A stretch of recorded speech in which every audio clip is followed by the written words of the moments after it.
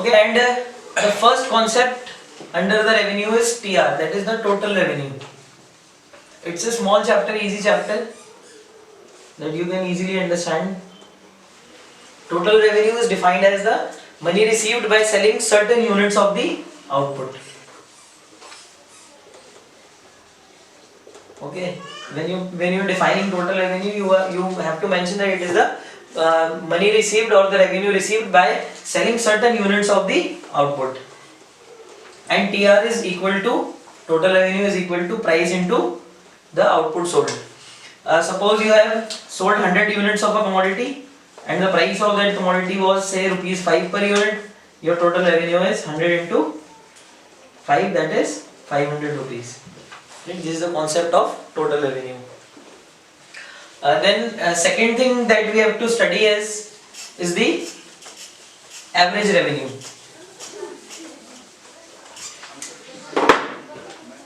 That is abbreviated as AR or the average revenue. As we already know, average is the per unit, so it is the revenue received from the per unit of output sold, right? And it is equal to total revenue divided by the output sold. Suppose the total revenue which you earned was 500 and the output sold was say 100 units, then your AR will be equal to 500 upon 100, that is rupees 5 per unit. Right? Simple concept to understand. Now we also have to understand that AR is nothing, it is simply the price of the commodity. Average revenue refers to the price of the commodity. See, we can have a logical explanation for that, a proof for that. First, we know that TR is equal to P into Q. Second, we know AR is equal to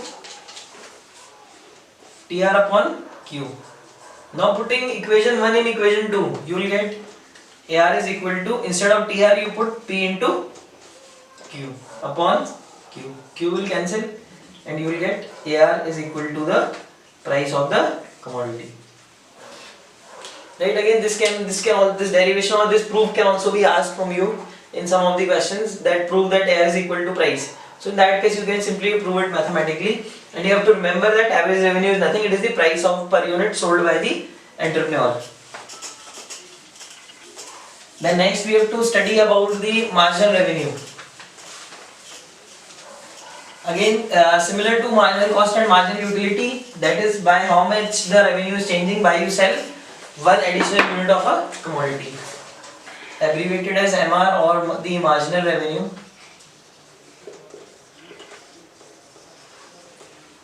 When you are defining it, it is the additional revenue gained by selling one additional unit of the output. The revenue, the additional money which you are receiving when you increase your sale by 1 unit, like and it is equal to MR at N is equal to TR at N minus TR at N minus 1, or the change in total revenue upon the change in quantity when it is changed by 1 unit, right? Or you can also say it is the slope of the TR curve. Always remember, all the marginals are the slope of the totals, that is marginal cost is the slope of the total cost curve. Similarly, marginal utility is the slope of the total utility. So it is also the slope of TR because it shows that by what rate the TR is changing, right? Now after understanding the basic meaning of TR, AR and MR, we have to understand the relation between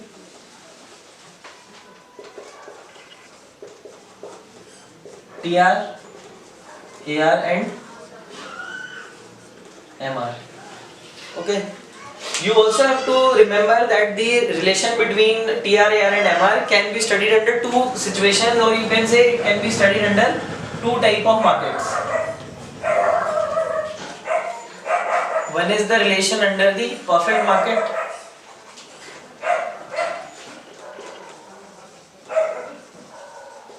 and the relation under the imperfect market.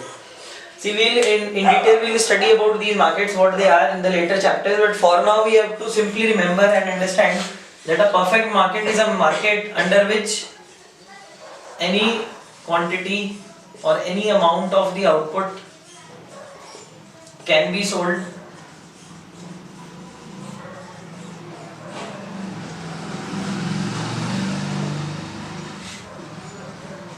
at a given price. I can sell any amount of unit, my output means demand is infinite, but only have to make keep the price same. Price will remain constant, or you can simply say that price remains constant. While imperfect market is a market where more can be sold.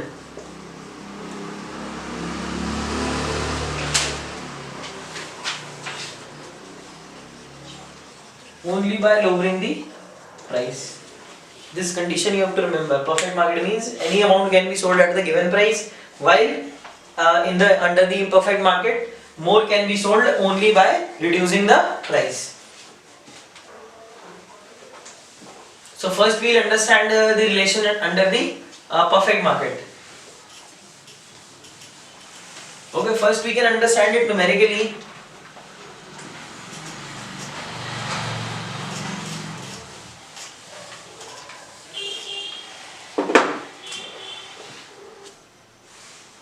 Suppose this is the output sold, this is the price.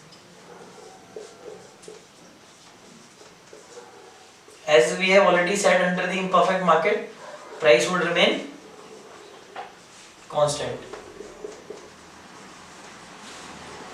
Sorry, we are studying the perfect market.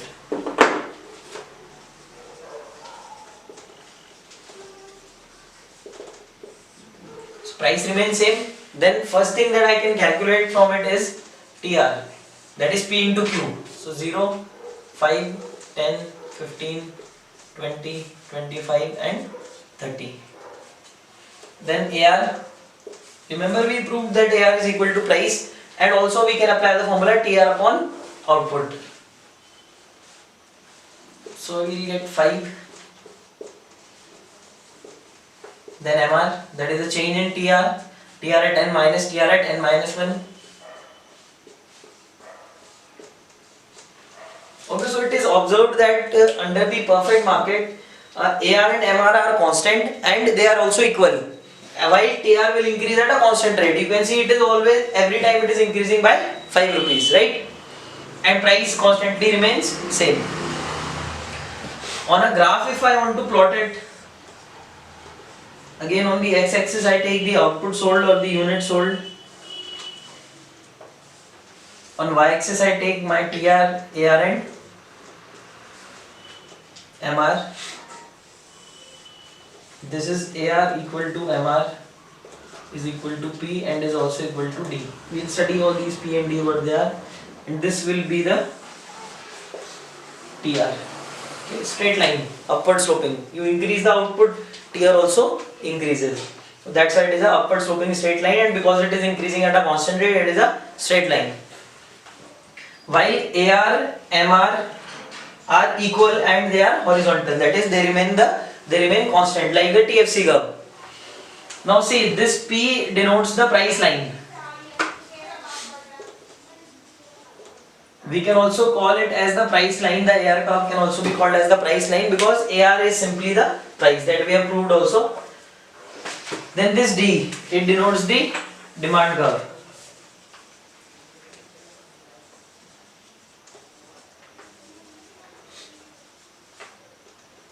This also is important thing that you have to remember, that everywhere AR curve is also equal to the demand curve. But it is equal to the marginal revenue curve only in this case. In the imperfect market, marginal revenue will not be equal to the demand curve, but AR will always represent the demand curve. See, there is a logical reason. If you remember the demand curve, it shows you the relation between price and the quantity. Similarly, AR is the price here. It is equal to the price. And output sold is actually equal to the demand of the buyer, because I can sell only what the buyer is willing to buy. So always remember that AR curve of the firm will always be known as its demand curve, right? important concept to remember. Okay, so this is the relationship between the TR, AR and MR curve under the perfect competition. If you are asked this question numerically, you can make a schedule and represent it diagrammatically. You can make this diagram, and when you make this diagram, then certain points you need to mention. The first point would be that under this competition, TR is upward sloping straight line, while AR and MR are horizontal straight lines because they remain constant due to the constant price. Okay, and these two are the basic points, then otherwise the general explanation could be there. So if you are writing the diagram, you have to explain these, you have to mention these 2 points as well. Right, after the understanding the relation between them under the perfect market, we move on to the imperfect market.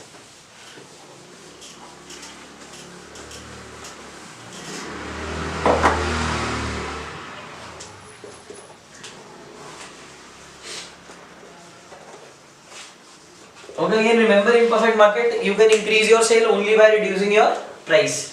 Now suppose this is the output sold.